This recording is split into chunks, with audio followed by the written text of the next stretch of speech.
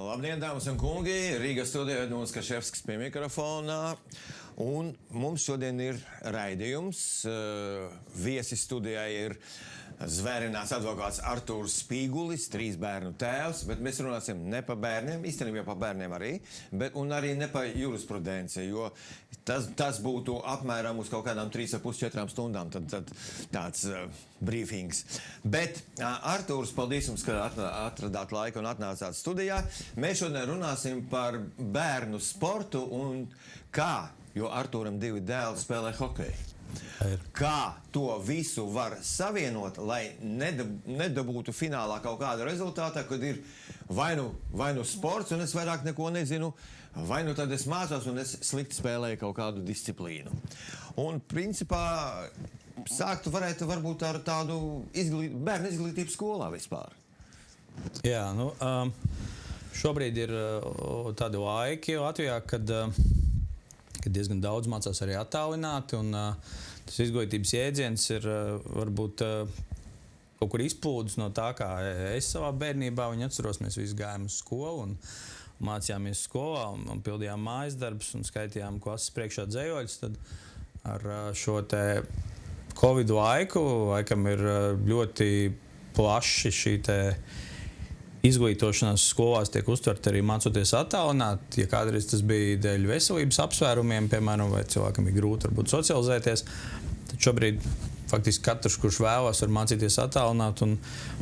Es esmu tās skolas laikam piekritējis, kas saka, ka jāmācās klātienē un jāiet ir uz skolu.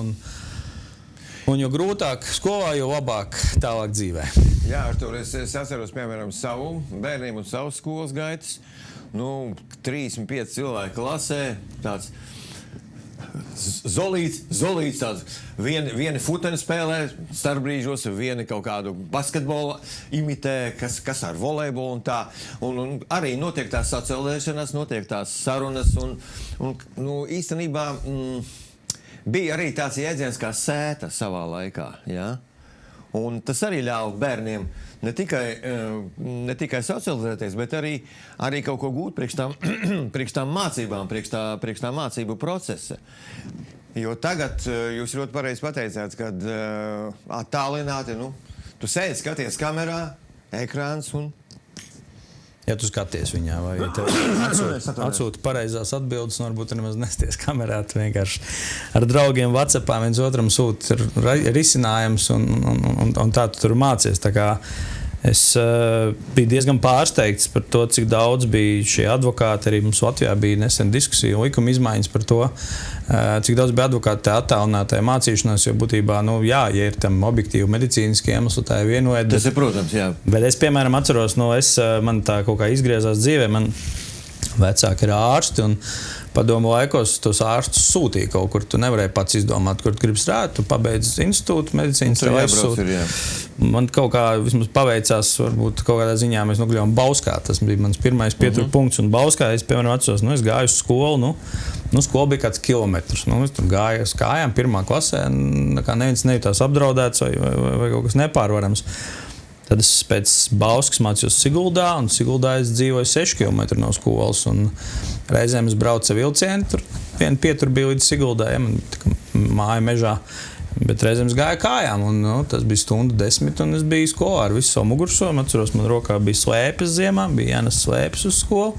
Ja nevarēja, kaut kur varēja pasvēpot, bet ap skolas Siguldā bija parasti jāsvēpot, tur bija sniegs, un esmu dzīvs, teiksim, jā. Un tā kā, pēc tam es mācījos Jūrmalā, Pumpru vidusskolā, kur prezidents nācis no turienes. Tur slēpes nevajadzēja nest. Tur slēpes nevajadzēja vairs nest, tur viss bija labi, un beigās es biju Rīgā. Tā kā es varu pateikt arī no katras skolas, man ir čomi, ja, man ir draugi kaut kādi kontakti, ja, tur joprojām tur siguldiešiem, baušķiniekiem sazinos un dzīvē visādi sagriezies. Ir advokāta, ko es 1. klasē gāju kopā Bauskā, viņš ir advokāts, teiksim, ja, mēs esam tur sveicinamies, tāpēc, ka mēs esam tur veci klases biedri. Tā kā tā skolas lieta ir, tev ir paralēla klases, tev ir vecāks klases, tev ir jaunāks klases, tev ir meitenes var parauties matiem vai bumbu uzspēlēt.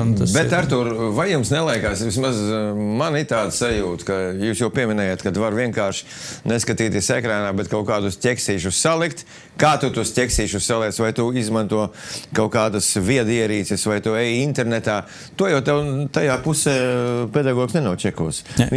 Un manuprāt, ka šitā visa attālinātā mācība, tas ir tāds pamatīgs kritiens kvalitātē mācību. Viennozīmīgi. Covid laikā arī man bērni mācījās attālināt, ja, un es taču, teiksim, turpat, ka mums bija vecāki sapulces attālināt, tad skolotājs smējās. Ja kāds nedabūna 9 vai 10, tad viņš bija tik slinks, ka viņš neizlasījis to, kas klases čatā bija ielikts pareizās atbildes. Respektīvi, tad bērni uztaisīja čatu, un es runāju par 6. klasi, nevis tur 11. Ja? 6. Jā, un viņi tur jau katrs nošārēja savu pareizās atbildes. Un tad tikai tas, kurš bija tik slinks, ka negribēja pārrakstīt to, ja, formulārā, tas dabūja 7, nevis 10, kā vispārējā klase. Ja, protams, un tā jau viņi mācās arī šobrīd attālināt, ja es tur zinu dažus zēnus, un tad pēc tam brīnās, ka viņi nevar nolikt, teiksim, matemātikas eksāmenu 10% nevar dabūt, ja, kas tagad ir tas bija pagājuši gadu 10% jāatbūna vai pabeigt, vai skolu pabeigt, jāatbūna eksāmenā 10%. Tad attālināt bija ļoti vāji tie rezultāti, jā, un tas ir loģiski. Tas ir loģiski. Bet šausmas. Piekrītu, jā. Bet no otras puses, man ir, piemēram, draugs, kuram dēls ir tenisists. Viņš tagad, labi iet uz augšu, jau reitingā parādījās. Jauns puika, arī mācījās attālināt, bet viņš sēdēja, viņš urba, un viņam arī bija labas sekmes un labi panākumi arī sportā. Un te ir jautājums tagad, labās sekmes skolā vispār viņas var savienot ar labām kaut kādām, ar labiem rezultātiem arī sportā. Īstenībā it kā jā, bet tad tam bērnam vajag baigo gribas spēku. Vai nu tētis, kas stāv blakus? Es domāju, ka tas viss kopā, teiksim, manā gadījumā, ja man vecākam dēlam 19 gadu šobrīd, viņš šogad beidz pirmo ģimnāziju, iestājās viņš hokeju, viņš spēlē no bērndārs, viņš sāk hokeju spēlēt, kad viņš bija bērndārs, tad viņam bija 5 gadi. Tālāk viņš mācījās Āgenskalna sākuma skolā, kas bija mājai vistuvāk, kur tu tev ieliek pēc rajona tajā skolā. Un 7. klasi viņš iestājās pirmā ģimnāzijā, ja, un tā viņš gan uz 7. iestājās pirmajā, gan pēc tam ir otrā atvēls uz 10. Arī tur viņš iestājās pirmā ģimnāzijā, viņš pabeidza ļoti labām sekmēm, ja, tur ir 9, 10, ja, matemātika, fizika un viss cits, un es varu pateikt, no savas pieredzes, tas, ka viņš spēlēja hokeju jau sākuma skolā, nekādu viņam netraucēja iestāties pirmā ģimnāzijā uz 7. klasi. Iestājoties tur uz 7. viņš absolūti ne ar ko neatpalika no pārējiem, ja, klasē. Jā, viņš tur nebija labākais, varbūt pēc vidējās atzīmes, ja, bet teiksim tā, klasē stabili pa vidu, ja, un 12. klasi ļoti labi pabeidza tiešām tur izciliem rezultātiem. Paralēli viņš ir spēlējis hokeju, ja tie treniņi ir 5 reizes nedēļā, 5 reizes nedēļā ir treniņi, sestdien, svētdien tev ir spēles. Principā tev var būt viena brīva diena pēc spēlēm pirmdien, ja. Viss cits dienas tev ir, vakarā, teiksim, 3 stundas, varbūt pat 4 aiziet uz to treniņu, sausais treniņš, vādas treniņš, tur duša, ja, tu tur kamēr atbrauc, aizbrauc, un tas absolūti ir savienojums ar mācībām klātienē Latvijas gadījumā. Ja? Šis sports, ja? Protams, ja tur varbūt tenisā tu trenējies ārzemēs, tas varbūt ir cits stāsts, bet es varu teikt, ka ar visu to viņš arī iekļuva Latvijas izlasē. Ja? Tā kā visi šie stāsti, kad ja tu gribi kaut ko sasniegt, jābrauc prom, jāmācās attālināt, es tam nepiekrītu. Man pieredze rāda, kad bērni var nodarboties, savienot. Ja? Man meita, piemēram, arī šogad iestājās pirmā ģimnāzijā. Viņa spēlēja paralēli basketbolu un jāiz zirgi. Ja? Viņai ir, teiksim, daudzus gadus bija tā, ka viņa, teiksim, basketbola treniņš tur beidzās 5, un tad viņi braucam uz zirgu stāvu, tur viņa jāiz zirgi, pēc tam viņa kop to zirgu, beigās mājās ir 9, mācās līdz, teiksim, 11, bet visi izmācās to, ko tu, teiksim, tur iekavē to sestdien, svētdien, ja, teiksim, pieveic vairāk.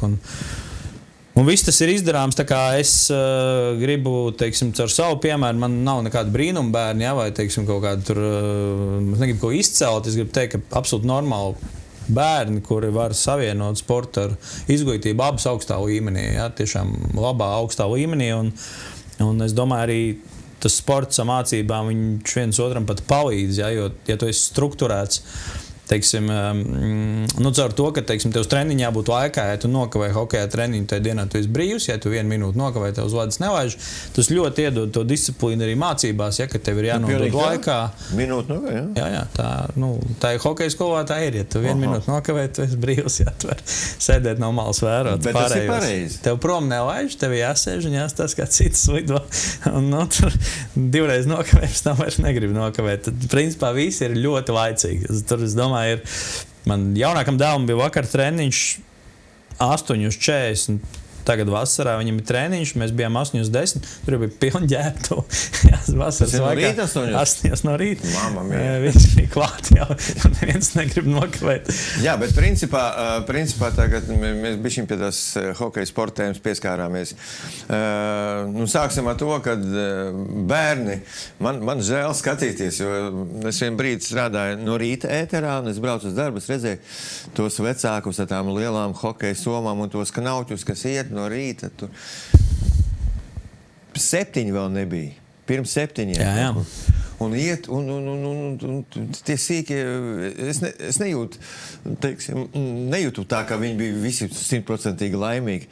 Bet viņš iet, tas mazais knauķis, tas tēvs stiep viņu to lielo somu. Viss, ok, notiek. Tas ir viens, jo ledus, cik es saprotu, problēma Rīgā ir, jā, kad nevar tā tikt. Tajā stundās, kad vēlams būtu. Nē, skaidrs, ja mēs, teiksim, saprotamies sporto no 6 gadiem līdz 18, un katrai vecuma grupā ir savs treniņš, tad, ja mēs skatāmies, tie ir 12 vecuma grupas, skola beidzās 3, tad tur visiem vieta nesanāk. Protams, ir tur volofālu, kur ir vairāk. Kur ir pieaugušie vēl, un kur ir veterāni. Jā, pieaugušie spēlē vakaros, ja, kad tur pusnaktī. Vai agri no rīta, un jā, tā ir. Laidas it kā pietiek, bet tie laiki nevienmēr ir forši. Jā, ir parasti viens agrais treniņš pa nedēļu bērniem, kad viņš beidzās 8 un atkal tu uz to skolu paspēji. Jā, ir jāskrien, bet tu paspēji. Jā, bet ir ļoti daudz te pašā hokejā, kas izvēlas tos bērnus vai attālināt, lai viņš tur izguļās, vai viņš tur atpūšās. Bet beigās, es no manas pieredzes, no tās vecuma grupas, kas man ir zināma, tie, kas sāk mācīties klātienē aizgāja uz attālināto, viņi lēnām no to hokeja aizgāja. Viņi izkrita no aprits, viņi nesasniedz arī, teiksim, to izlases līmeni, jo viņi sāk slinkot vienkārši. Viņiem vai pazūd tā disciplīna. Tā kā tie mazie knauķi, kas varbūt iet ar degunu pa zemi, ja tur sākumā, teiksim tā, ja viņiem galīgi nepatiks, tad viņi pametīs to sportu, tāpēc, ka viņiem pašiem nepatīk. Kādos 10 gados, ja, kad tur, teiksim, teicu, šeit tev, ej pats spēlēt, tev tik ļoti gribās. Tie, kas varbūt jūs izgājuši cauri, viņi būs arī stingrāki pēc tam dzīvē. Jā, teiksim, viņi arī te vēlākā vecuma grupā, teiksim, būs dabūjuši tādu labu fundamentu un arī skolā viņam labāk. Bet ir vēl viens faktors, tas ir finansiālais, jo hokejs nav no lētiem sporta veidiem. Un lai bērnu, teiksim, visus šos gadus, lai viņš varētu piedalīties gan sacensībās, gan viņiem būtu ekipējums un tās visas izmaksas par ledu un pa visu pārējo, tas vispār, tā bišķiņ sit pakabot pa maciņu. Vai kaut kas arī, ir kaut kādas programmas varbūt, kad bērniem, kuri nav spējīgi, teiksim, vecāki, kuri nav spējīgi finansiāli to visu pavilkt, vai mūsu federācijā varbūt kaut ko palīdz, vai ir kaut kāda programma, vai kaut kas atbalsts, kaut kas tam līdzīgs?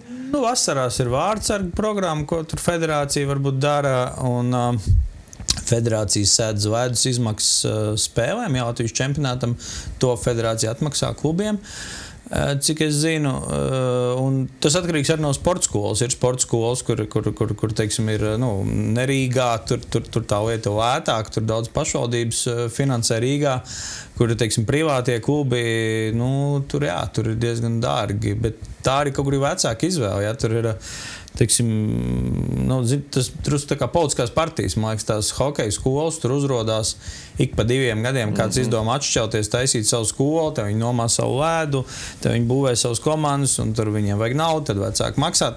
Tā arī tāda, teiksim, vecāka izšķiršanās, kurā hokeja skolā viņi laidīs, citur dod ekipējumu, citur nedod, ja tur, teiksim, to pirmam gadam tev varbūt iedod pa velti, ja ir hokeja skolas, kur tev iedod to sākumu un pamēģināšanai nav uzreiz jāsāk tērēties, un tur pirkt lietot ekipējumu, sākumā varbūt arī nav obligāti jāmetās pēc smalkākā tur ekipējumu visdārgāk, jo tur arī ir gradācijas, cik kas maksā, un es arī, piemēram, sākumā arī nepirku to dārgāko, un man arī puika pirmos gadus spēja vispār koku noju, lai gan varēja nopirkt tur plastikāt pa 300 eiro, mums tur pirkt pa 3, viņi smagāk, lai viņiem rokas stiprākas ir. Jā.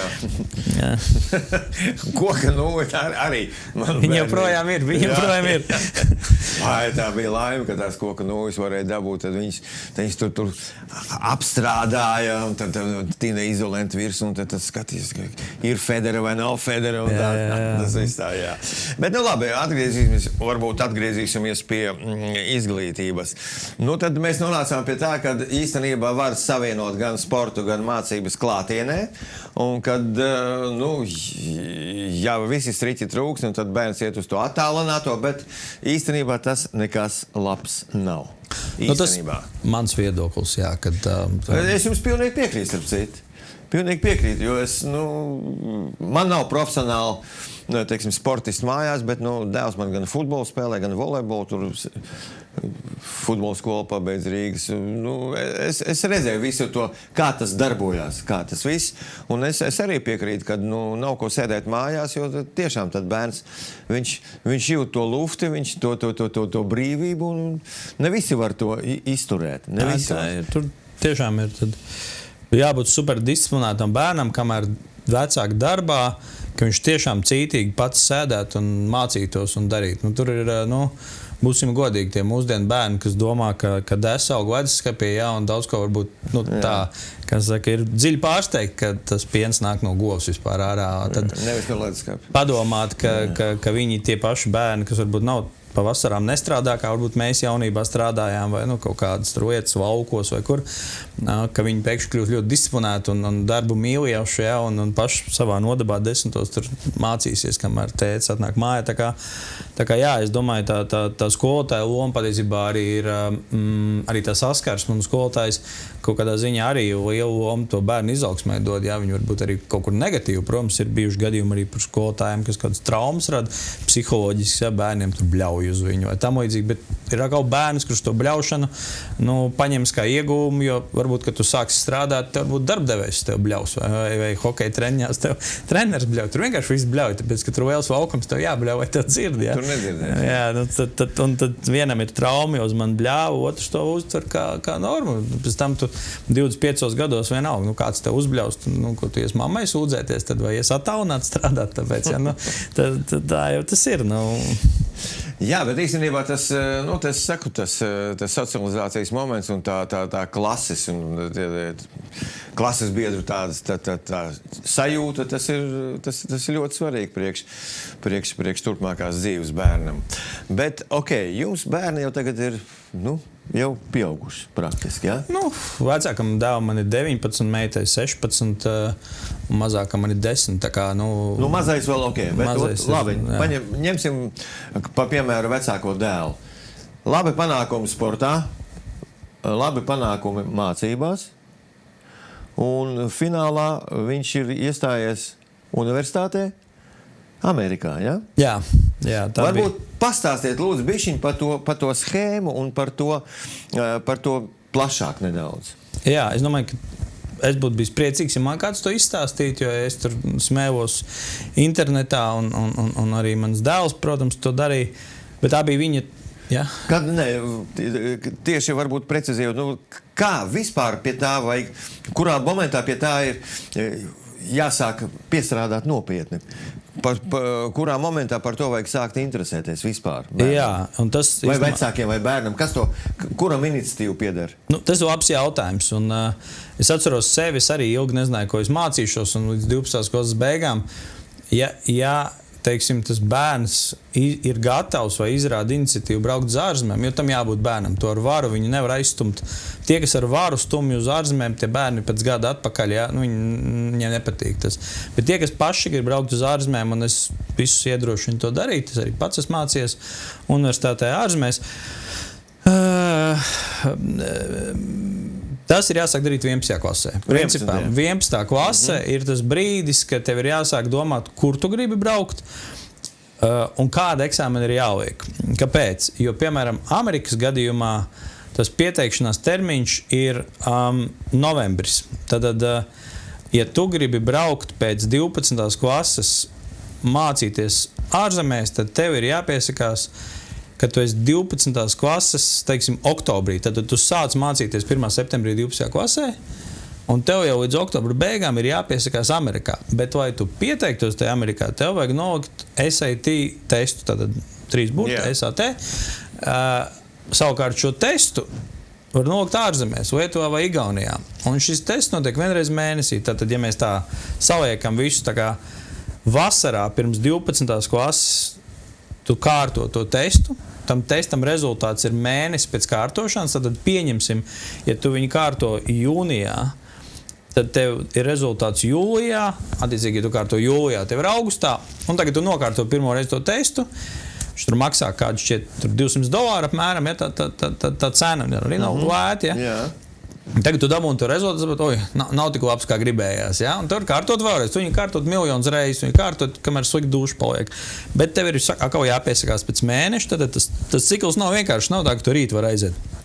Tev ir jāpiesakās, tad pēc mēneša tev ir tas tests, un vēl pēc mēneša tev ir rezultāts. Attiecīgi, tu būvē faktiski no 11. klases, tu būvē jau to ceļu, kur tu gribi, jo to testu prasa gan arī visur. Gan Amerikā, gan Anglijā, tur ļoti daudz, kur šo tieši specifisko. Kas tas tests? Tas tests viņš sastāv no angļu valodas un no matemātikas. 50% angļu valoda, 50% matemātika. Kopā tu vari dabūt 1600 punktus, maksimums 800 pa angļu valodas daļu, kur tu klausies, tu raksti angļu literatūru. Angliski tā ir, ja? Un matemātika, kur te vienkārši ir matemātikas uzdevumi angļu valodā, tev viņi jāpild. Viņi visā pasaulē ir vienādi, tad tu viņi jūnijā raksti Viļņā, jo Latvijā viņi nav. Varbūt tagad ir, bet, kad mans dēls to darīja pirms pusgadu vēl nebija, tev jābrauc vai nu uz Viļņu vai uz Tallinu, tad tev ir ceļojums jau uzreiz, ja? Latvijas izglītības sistēma, ja? Viss gribēja Latvijā, viss paliek un mēģina neļaut tiem bērniem aizsprukt prom. Lūk, un tad tu viņu nokārto, tad tev ir tas rezultāts, un tad tu ar to rezultātu kaut kur startē. Tas maksimums ir 1600 punkti. Un, piemēram, Amerikas universitātes, viņas apmēram ir iezīmējuši, kad mūsu skolā var tikt, universitātē, ja tev ir vismaz 1300. Ja tev ir mazāk, tu vari mēģināt, ja galīgi neviens nepieteiksies, tad tu paņems, bet līdz ar to tu ar to savu rezultātu ir apmēram redz, uz kādu universitātes līmeni tu trāpi, ja? Un, es gribu labākā. Tu liec vēlreiz, un, teiksim, Mandāva gadījumā viņš katru reizi uzlaboja. Viņš ar katru reizi rāpās uz augšu, jo viņš saprata, ko tai testā. Pirmo reizi tu šauji viņu, ja, tu stress, tu nezini, kā būs, tu esi Viļņā, 8 no rīta, tu esi tur varbūt neizgulējies, ēt ātrāk gulēt, piemēram, ja, un tā kā, viņš vairākas reizes, viņa kārtojuši 4, ja, un ar katru reizi viņš rāpās uz augšu, šis ir rezultāts, es vairāk... Ar kuru var startēt? Jā, kas man dara, un līdz to, un tad, to Amerikas gadījumā, viņš pieteicās Anglijā, Somijā, Amerikā, šķiet Kanādā, viņš ļoti daudz, kur pieteicās, ļoti daudz, kur tika uzņemts, ja? Bet tā lielais mērķis bija Amerika.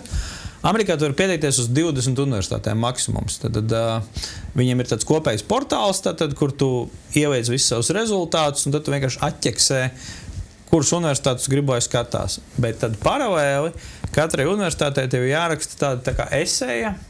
Amerikas gadījumā katra universitāte nedaudz savādāk kaut ko prasa, vai tu uzraksti, kāpēc tu gribi tur mācīties, vai esēji par kaut ko, un tad tu tur bišķiņ pa sevi, kaut ko pa valsti, kaut ko pa mīlestību, un, teiksim, sacerējums, kur tu rādi savu, teiksim, tādu prasmi vai argumentāciju angļu valodā. Un tad tas rezultāts, tu pieskaries novembrī, rezultāts tev parādās apmēram martā, un tad maijā tev ir jāizdara izvēle, kurā tu gribētu mācīties, un tad tev ir jāiesniedz, kas ļoti interesanti, līdz jūlijam tev jāiesniedz dokumenti. No māja līdz jūlijam. Jā, tev ir jāiesniedz atestāts, tad, ka tu esi pabeidzis Latvijā 12 klases, bet tā problēma Latvijā ir, ka tik ilgi labo tagad tos eksāmenes. Manā laikā nebija tik ilgi kaut kā. Mēs bijām daudz vairāk. Latvijā palika mazāk cilvēki, bet jo mazāk cilvēki, jo ilgāk labo. Jo lielāks problēmas. Jo lielāk labo eksāmenu, ilgāk labo.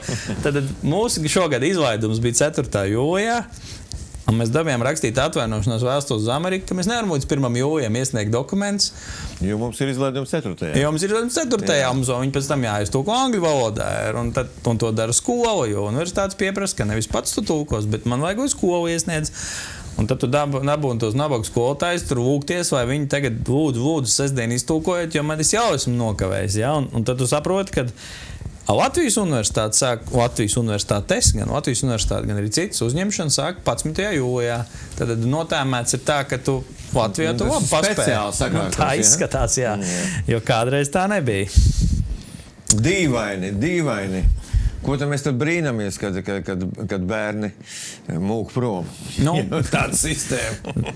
Tā, jā, bet jā, ļoti daudz brauc šogad, jā, teiksim, par cik es sekoju līdzi tam bērnu dzīvē, ja, tad, kur tev draugi brauc, ja, tad tā ģeogrāfija plaša, ja, tur ir Amerika, ļoti daudz brauc uz Nīderlandi, ļoti daudz, es domāju, ka tur ir Latvijas kolonija varētu atvērt, ja jaunieši, tur ir ļoti daudz latvieši uz Nīderlandu.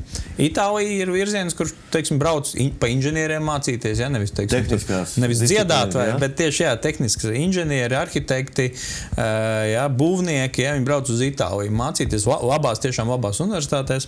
Vācija ir, kur brauc, ja, kas ir vācu valodā mācījušies. Anglija ir mazāk, bet arī kāds brauc. Somija ir jauns virziens arī, kur daudz latviešu brauc, jo Somija izglītība pa velti.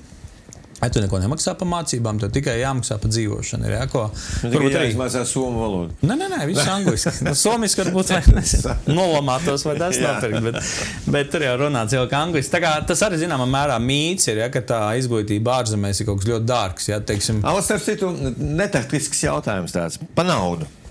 Jūs tagad uz savas ādas zinat praktiski izmaksas, ja? Vai jūs varētu padalīties ar finansiālo faktoru bišķiņi? Cik tas maksā? Tur tā gradācija milzīga, ja? Tur, cik maksā varbūt tā pieteikšanās, jo tev ir jāliek tas SAT tests. 200 jau ir startā. Reiz 4, teiksim. Jā, reiz 4. Bet vēl tev jābrauc uz Tallinu. Vēl tev jāpaliek tur viesnīcā, jo mašīnā tu dieži vai gulēs, vai ne? Un jāuzēd ir kaut kas vēl, un jāiedzer kafiju varbūt, vai sula. Tagad tās izmaksas varbūt ir tur, jā, es piekritīšu.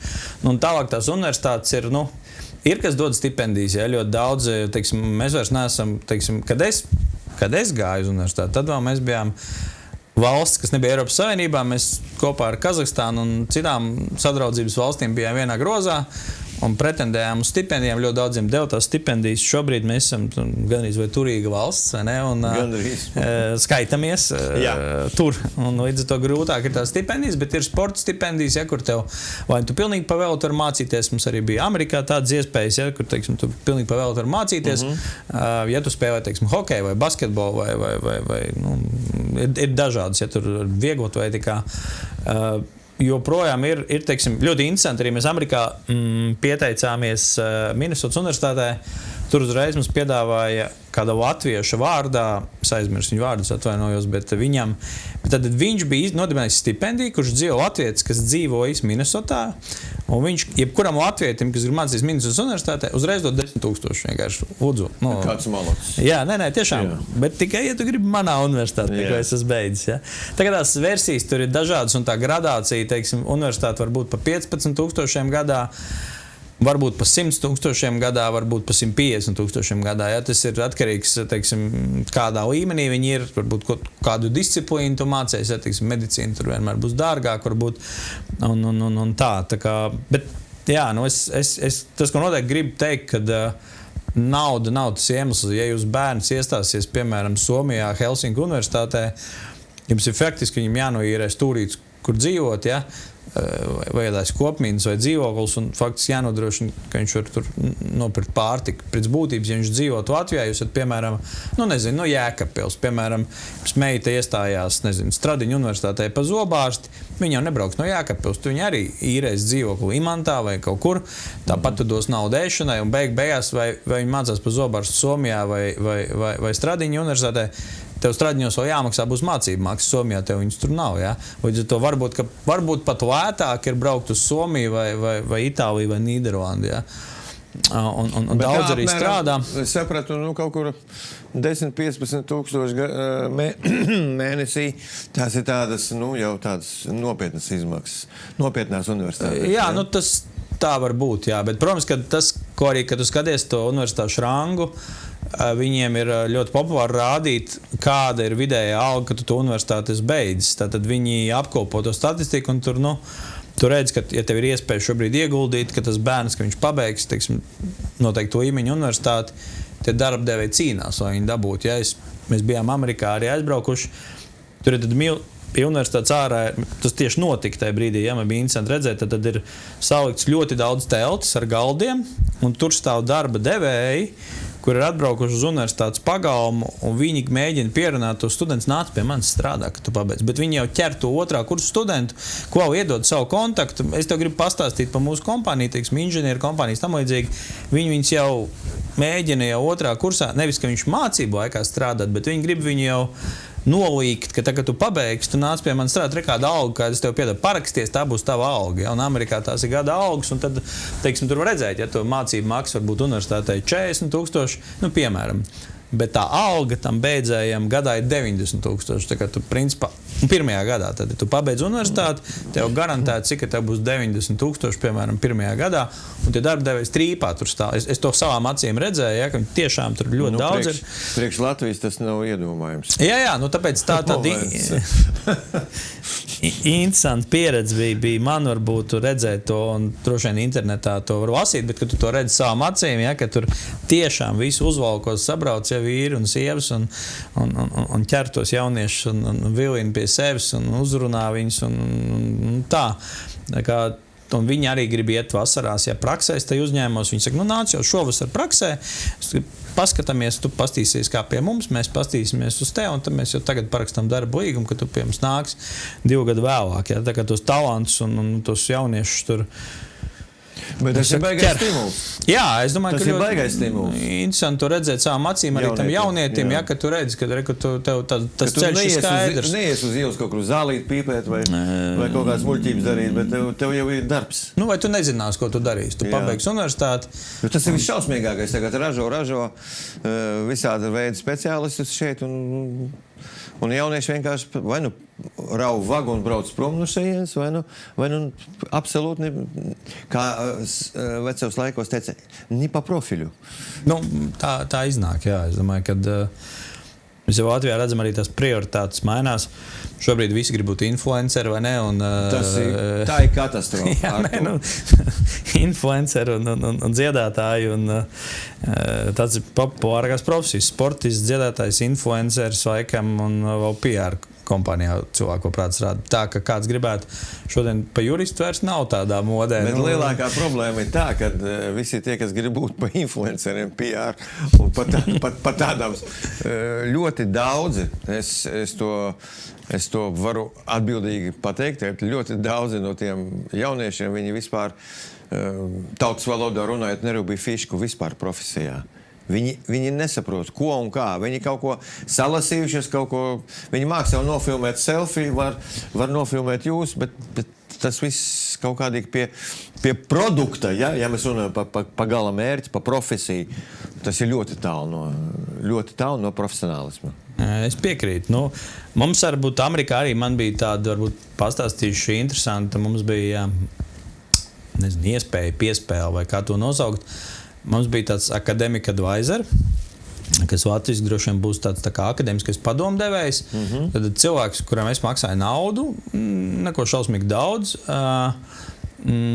kurš ar to manu dēlu rīko ļoti regulāri. Viņš Amerikā, ja, viņš rīko regulāri tādas video sesijas, kur viņi apsprieda viņa, teiksim, to vēlamo profesiju. Un viņa bija nevis tā, ka mēs visi gribam būt miljonāri vai kosmonauti, bet bija ļoti daudz jautājumu, ļoti daudz testi, kas viņam bija jāpild. Tad ir interesanti, nevis tur, ja, bet tādi tiešām.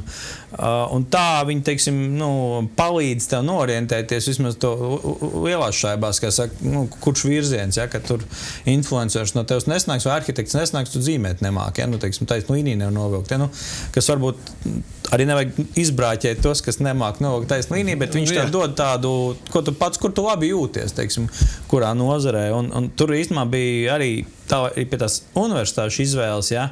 Viņš, teiksim, saka, tu gribētu tādā dzīvot universitātes pilsētiņā, kur ir, teiksim, lauka vidū universitātes pilsētiņa, tu tur dzīvo, mācies, tur ir veikals, sportzāle, un tuvākā pilsēta tur 2 stundu attālumā, vai arī tu gribi dzīvot pilsētas centrā. Piemēram, ja, un tad viņš tev atlās tās universitātes, vai, piemēram, arī, ļoti man bija interesants, viņš saka, jūs ģimenē, tā kā Dievam ticat, uz baznīcu ejat, tā aktīvi, vai tur Ziemassvētkos tikai, un saka, mēs tā kā to baznīcu tā mazāk, teiksim, ja, mūsu ģimenē.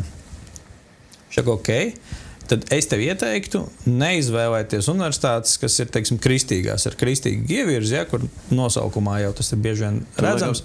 Tas vairāk var iet uz tādu, uz teoloģisko pusē, ja? Nē, tur vienkārši tas teoloģijas elements, viņš ir klātesošs daudz vairāk. Mācības procesā, ja? Jā, tev ir katru nedēļu, teiksim, bībeles stunda, vai tev ir, tur jāapmeklē baznīca, ja, kas katram savs ceļš, ja, tur es neko nenosodu, bet Tad viņš saka, tu tur nejutīsies labi, jā, tev būs, tu gribi mācīties kaut ko, bet tev būs jālas bībeli, jā, tu viņu var dzīvē vienreiz izlasīt, bet ja tev viņi būs katru dienu jālas pa stundē, varbūt tu tur nejutīsies labi. Tā kā tas bija ļoti arī svētīgs process, ja, kur mums to zēnu tur virzīja, ļāva izvēlēties pašām, bet, teiksim, informēja, jo, zin kā, bieži vien tās universitātes tur paņem dēļ cenas, vai tur, nezinu, Vašingtonā universitāte, izrās ir mazs stūrīts, tā universitāte ir maziņa, jā, un vispār tur ir baznīcā izbūvēti, jā, teiksim, savienot vai kaut kā tam līdzīgi, un tad pēkšņi nonāca, šis nebija tas, kā es to biju iedomājies. Tā kā jā, tas process var būt īstenībā, tāpēc arī es runāju par to 11. klasi, ka tu tam pieeja tā tiešām sistēmiski, jo, mans uzskats tāds, jā, nedaudz cinisks ir, kad, ja es to bērnu tā labi tagad izmācīšu, man viņš nebūs jāuztur vairāk. Es palaidīšu, vai viņš cīnās pats, ja es viņu tur, kā saka, nenostrādāšu to izglītības sadaļu, tad varbūt es viņu, nezinu, 40 gadiem viņam došu kabats naudu. Es to negribētu. Es esmu bērniem pateicis, izglītību es jums iedošu, bet tālāk lūdzu paši. Es negribētu. Ne, ka jūs pie manis strādājat, vai ka man būs jūs tur jāuztur. Ja? Tā ir tā mana filozofija, ka es labāk tagad iztērēju laiku, varbūt un kaut kādu naudu, ja, ko es varu atlicināt tam, lai izspiest maksimumu labāko to izglītību, vai pēc tam, lai cilvēks ir uzlikts uz kājām un tā. Bet, Artūr, tas bija ļoti interesants moments par to Academic Advisor. Un, principā, tas laikam katram būtu, kas plāno braukt mācīties uz to pašu Ameriku vai kaut kur, viņam tāds cilvēks būtu vajadzīgs. Un kur varētu griezties pēc tāda cilvēka pakalpojumiem, kur viņus meklēt? Manā gadījumā viņš bija Amerikas latvietis, ja, viņš sauc Kārls, viņš bija dzimis Amerikā, viņš runāja latviski arī, viņi gan runāja angliski pārsvarā, bet arī latviski. Līdz to, es vispār uzskatu ideāls, ja, viņš ir Latvijā dzīvos. Kā jūs viņu atradāt? Caur paziņām man viņi ieteica vienkārši. Es biju aktīvs, ja es teicu, man bērns grib mācīties Amerikā, un tam man daudz kaut ko ieteica, ja, un tā es, teiksim, varbūt caur šo raidījumu es varbūt tas draugs tiem citiem, kas, ja to ceļu, teiksim, grib iet, kad ja tu tev 11. klasē, tur, kā saka, ņemies, jo mēs arī sākām 11. klasē ar viņu, ja, jo faktiski viņš tev ir vajadzīgs tieši tajā sākuma posmā. Ja tu viņu sāks novembrī ar viņu runāties, un tev novembrī jāiesniedz dokumenti, jūs daudz nokavējis. Tas ir veltīgi. Ja? Mēs ar viņu pusgadu strādājam, ja?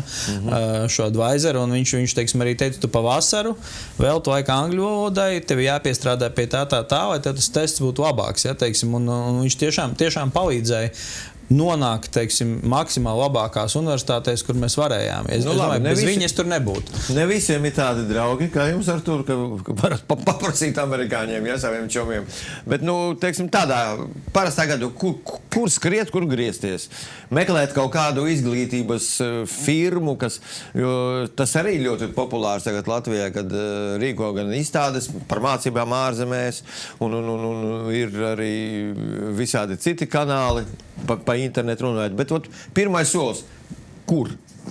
Jā, viņi sauc Kārls Lenčs, ja, tas ir kungs, ar ko mēs strādājam. Tas mans, to es varu padalīties, varu tiešām ieteikt labu pieredzi. Bet es domāju, arī tajā pašā internetā ir ļoti daudz iespējas, un ja tā organizācija ir certificēta, vai viņi ir pietiekuši nopietni, tad es domāju, jebkuram ir jāatrod tas viņa veids. Ja viens prasīs ChatGPT, varbūt vai viņam iesaka, cits varbūt Google vai meklēs, trešais varbūt tiešām ies pie organizācijas, kur tev ir pretī cilvēks, kuram tu var uzdot jautājumus, un kurš tev sajūt, varbūt arī kā cilvēki. Jo tā izglītība ir bizness, un tas nav nekas slikts. Jā. Latvijā bizness ir lamavārds, jā, visiem liekas, ka biznesmenis ir kaut kas slikts, bet vispār viņš ir labā nozīmē, tie cilvēki, viņš ir laimīgs, ka tas tavs students ir iestājies tur, kur viņš gribēja.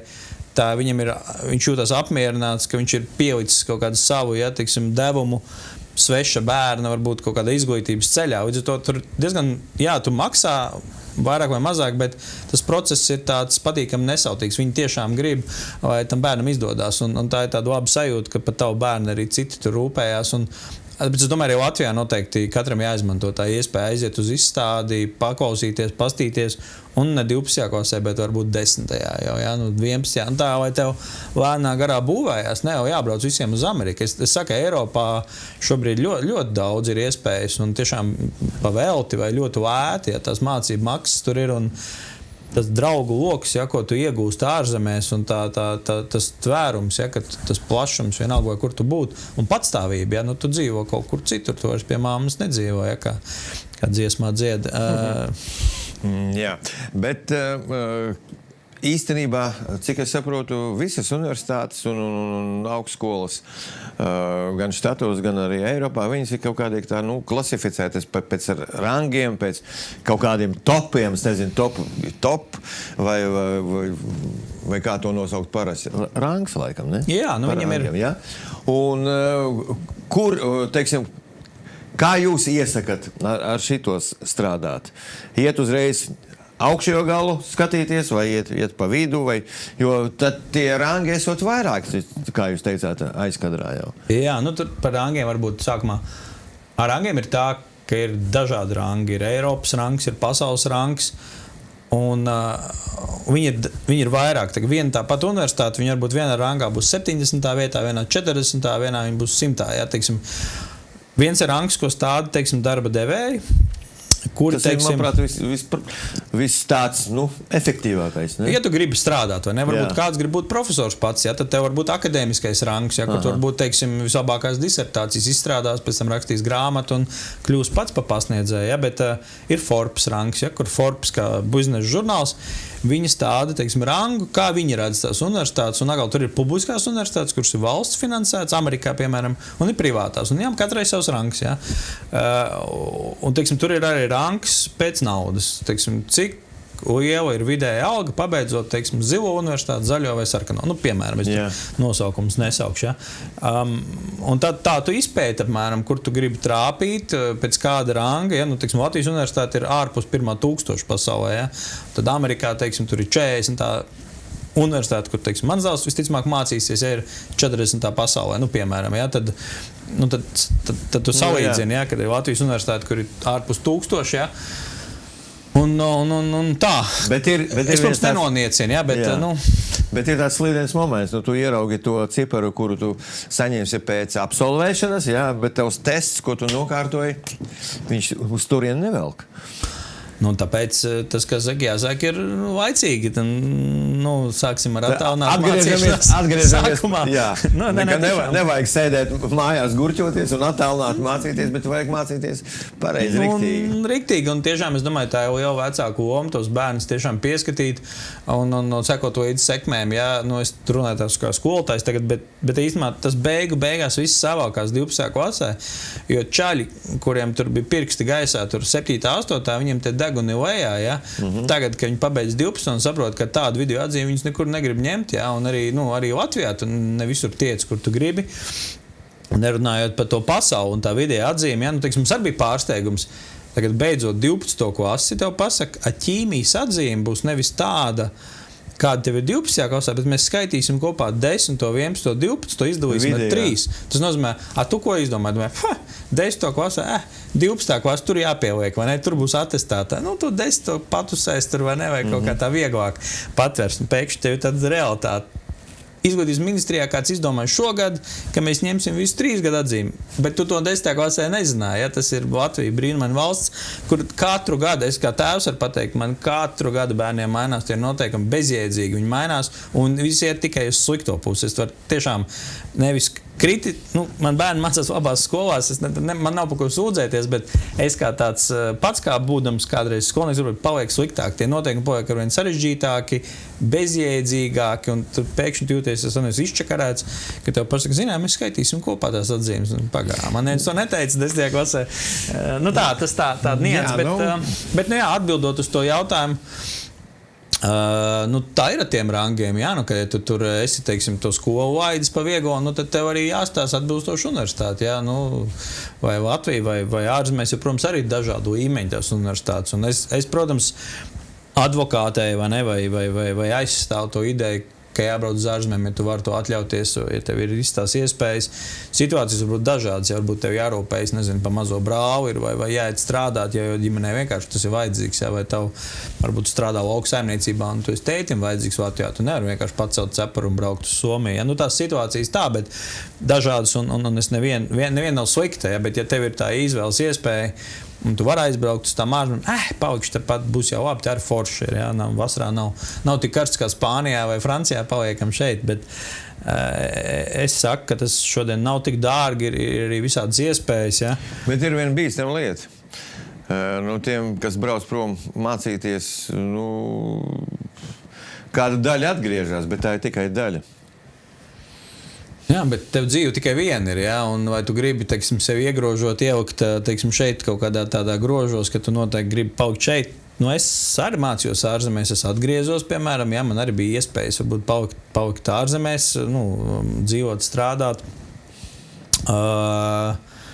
Ir, kas neatgriežās, un tas arī nav slikti, jā, un kā ir, tā ir. Priekš mums tas ir slikti, priekš mums. Protams, ka izglītot cilvēku paliek ārzemēs, tas ir slikti, ja mēs īpaši esam viņus līdz 12. klasē izglītojuši šeit faktiski, jā, un tad mēs to gandrīz gatavo produktu pazaudējam, jā, kaut kādi jaunieti, tas... Bet pašvainīga sistēma, kā jūs teicat? Piekrīt, jā, kā saka, kāds vajag. Cilvēki iet uz to restorānu, kur viņus labi apkalpo, kur garšīgs ēdiens, labi cena. Valsts tāds restorāns vai ir, ja tev te viss ir labi, tad tu faktiski nāks uz šito valsts restorānu. Jā. Artur, mēs tā tuvojamies finišam. Ko jūs gribētu vēl pateikt, ko mēs neesam aizskāruši šīs dienas sarunā? Tātad pārtālināto mācību mēs izrunājām par to, kad var savienot sportu ar sekmīgām mācībām arī un gūt labus panākumus gan vienā, gan otrā jomā. Par finansēm arī mēs bišķiņ pieskārāmies. Par to, kad jāsāk ir nevis gulēt mājās un teļuku skatīties un googlē sēdēt, bet īstenībā jau 10. 11. klasē jau vajag kustēties un kaut ko domāt par tālāko izglītību, ja ir funkcijas braukt uz ārzemēm.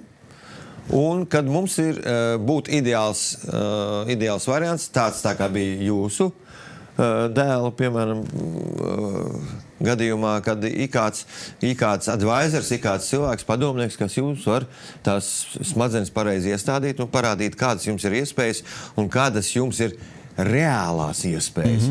Jo tu vari lidot pa mākoņiem, un tāpēc es arī uzdevu to jautājumu, ka tas rangs, tas viss ir ok, bet ja tev tests uz to rangu nevelk, tad... To tas advisors arī teica, tā bija ļoti, Amerikā tās 20 universitātes, jā, viņš saka, tu piesakies 7, paņem no visaugstākā plaukta un šauj tur, kur tev varbūt pat neņems, bet pamēģini, varbūt dēļ tā, ka latvietis, jo daudz universitātes skatās, viņi gribā, viņam ir kāds latvietis, kāds ķīnietis, viņi salas viņa, to bildi, tad vai viņi var lepoties, ka viņiem no 100 valstīm mācās, piemēram, vai 120. Tā kā viņš pateica 7 ņem no augstā plaukta, 7 ņem tādus, kur tas rezultāts atbilst, tā kā gandrīz atbilst, un tad paņem kaut kāds drošās, kur tev noteikti uzņems, ja, ka tavs rādītājs ir virs tā, ko viņi raksta savā mājaslapā, no cik viņi ņem, ja, un tad, tāda viena varbūt lieta, ja, kur arī jebkuram es ieteiktu, ja jūs pieskaties universitātēs vai bērni pieskās, pieskaties vairākās un paņemiet no dažādiem plauktiem, ja, teiksim, tur, un redzēs, kur iznāks. Ja, varbūt pat jūs sev pa zem vērtējat, varbūt jūs paņems kaut kur jūs pat domājat, ka jūs man tur noteikti neņems, tā tur tik labu universitāti. Tad varbūt otru lietu arī, ko es, tad varbūt kādam liksies, te atnācis advokāts, gudri runā par mācībām ārzemēs, ja tas tur dārgi un viņam varbūt nauda, man nav. Man arī bija savādāk. Kad man, teiksim, vecākā ārsti, ja, teiksim, tie 90. gadi, ja, kad es mācījos, viņiem nebija daudz naudas, ja, un galīgi tā ārzemju lieta bija tāds sapnis, kurš bija faktiski neizpildāms. Un ko es darīju? Es braucu pa vasarām strādāju uz Vāciju. Es strādāju BMW rūpnīcā. Taisīju mašīnas, es stāvēju pie konvejera, montēju mašīnas. Es dienā samontēju 400 BMW mašīnas, es viņām liku priekšējās labās durvis iekšā. Šidā. Manai katrai mašīnai bija 10 sekundes. Tev ir durvis, viņas ieliec šeit. Un tad nākošais vīrietis pieskrūvēja vienu skrūvu, nākošais vīrietis otru skrūvu. Mums vienā mājā bija 7000 cilvēki. Ja? Tas ļoti, ļoti iespaidīgs skats, kad 7000 cilvēki 5 no rīta sākās darbs. Rīta mājiņa 5, no 5 līdz 3, vakara mājiņa no 3 līdz pusnaktī, jā, viena nedēļa tā. Es par to vasaru nopelnīju naudu, un es varu izdzīvot visu mācību gadu. Tad 3 mēnešos es nopelnīju 9 mēnešiem, varēju drēbes nopirkt 18. Nu, jā, tā kā, no comment. Nē, un tādi bija citi, es neesmu unikāls, ja tur bija citu latviešu arī. Bet te iet runa par raksturu, te iet runa par gribu. Jā, tā kā es to gribu teikt, ja, ka varbūt jums tiešām, teiksim, vecāki nevar šobrīd atļauties, jums liekas, ko viņš tur gudri runā. Ja? Aizbrauc pastrādāt. Pastrādāt. Tie varianti ir, jā, es jau neesmu nekāds mehāniķis. Es biju pilnīgs senais čaņiks. Es biju vienkārši jaunietis no skolas, atbraucu uz Vāciju, un teicu, rekur, tev zils kombinzons, velc mugurā, rāvēs vēsties ciet, stāv tur, jā, un vācu valodu, es zināju to vācu valodu, jā, bet tur daudz nekas nav jāzina. Tur liela daļa tā rūpnīcā bija turku cilvēki, kas, neko daudz nesapratu, ko viņiem stāstīja, bet tā mēs tur visi strādājām. Es no tā BMW turos pa gabalu, ja es citām markām braucu, es zinu, kā viņi top, ja es viņus varēju taisīt. Es teiksim, tas tāds man fobija, ja es ļoti labi atceros to kompāniju, ja, kas tur ieradās. Bet es jums pateikšu, Artur, kad it īpaši BMW ir iecienīt marka jauniešiem. Un tie jaunieši ir galīgi bez jumta brauc tām mašīnām. Jā, tāpēc varbūt vajag 90% vienkārši. Tas ir rūpnīcā pastrādāt. Jā, varbūt vajadzētu tiešām. Ok, tālāk, vēl kāds moments. Nē, tā kā tas, ko es gribu teikt, ka īstenībā visi katra rokās, jā, tas sākās jau skolā, gan pašam skolniekam, gan vecākam, jā, jo tas vecāks ar to bērnu, viņš ir jāmotivē un viņš ir jātur, lai viņš virzās, un tad arī tas universitātes stāsts. Jā. Tad pēdējais jautājums ir tomēr sportam un tā, teiksim, līmenim, kā tu to sportu piekopi un kā tu darbojies tajā sportā, ārzemju mācību gadījumā ir arī diezgan nopietna loma un izšķirīga, ja? Noteikti, jo, piemēram, ja tu esi nodarbojies ar sportu tādā labā līmenī, tas noteikti ir kaut kas, kas tev, piemēram, man daudz gadījumā tas, ka viņš spējas Latvijas izlasē hokeju, vienreiz viņi iedod pluspunktus universitātē, lai gan tur skatās akadēmiski, ja, arī, ja. Tas parāda tavu raksturu, parāda tavu, teiksim, disciplīnu, tas ir liels pluspunkts. Un darba devēja īpaši, es pats, teiksim, kad es ņemu darbiniekiem, viņam ir CV ierakstīts, ka viņš ir, nezinu, tur pabeidzis mūzikas skolu vai sporta skolu, es to redzu kā plus zīmi, ja tas cilvēks ir paralēli mācībām ar kaut ko vēl, tad viņš būs vispusīgs un viņš spēs man vairākas lietas darīt, ja, teiksim, viņš var savienot, viņš ir multitaskers, sakot tā ziņā, ja, un tā kā tas sporta lieta ārzemēs un šeit man kā darbdevējiem ļoti svarīgi ir. Un, visiem, tev katram jāatrod tas sports, kas tev labāk sanāk. Ja? Man arī katrs bērns ir visu kaut ko izmēģinājis. Ja? Man puika ir gan peldējis, gan basketbolu spēlējis, gan florbolu, gan hokejs bija tas, ka bija sirds un kas sanāca. Ja? Un meita man, piemēram, spēlēja basketbolu, jāizzirg, ja? Tagad tas zirgs ir vairāk, ja? Patīk vairāk un tā kā jāļauj tiem bērniem visu kaut ko izmēģināt. Un jaunais? Un jaunais ir gan basketbolā, gan hokejā, abas divas paralēli šobrīd vēl. Vienā brīdī arī būs jāizvēlās, bet viņam ir liels slodzi arī, ja, bet, daudz ēd, labi guļ līdz ar to pēc tam, kad tu guļ, tad tu audz, un kad tu beigās, kad tu izaudz liels, tad agal tevi, ja tu esi 1,90 m, tev Amerikā liek citā kategorijā uzreiz. Jā, redziet, dāmas un kungi. Viss ir ļoti vienkārši. Pirmām kārtām vajag gribēt, otrām kārtām vajag, lai būtu disciplīna, un trešām kārtām vajag jau laicīgi domāt par to, ko mans bērns darīs, un ar viņu runājot, ar viņu iztirzējot visas šitās lietas, lai viņam arī smadzenes jau iestādās bišķiņ laicīgāk, nevis pēdējā brīdī, un tagad mēs brauksim mācīties. Diemžēl tas tā varētu arī nesanākt. Un galvenā doma – mācīties un vēlreiz mācīties. Un cenšaties tomēr tās attālinātās kaut kādīgi izmukt. Jo tomēr klase un reālās mācības skolā ir reālās mācības skolā, nevis sēžot pie kompja un spaidot pogas. Paldies par sarunu. Jā, paldies. Šodien Rīgas studio viesojās Artūrs Spigulis, zvērināts advokāts un 3 bērnu tēvs, kurš mums ļoti daudz interesanti pastāstīja par mācību procesu ārzemēs. Līdz nākamajai reizei.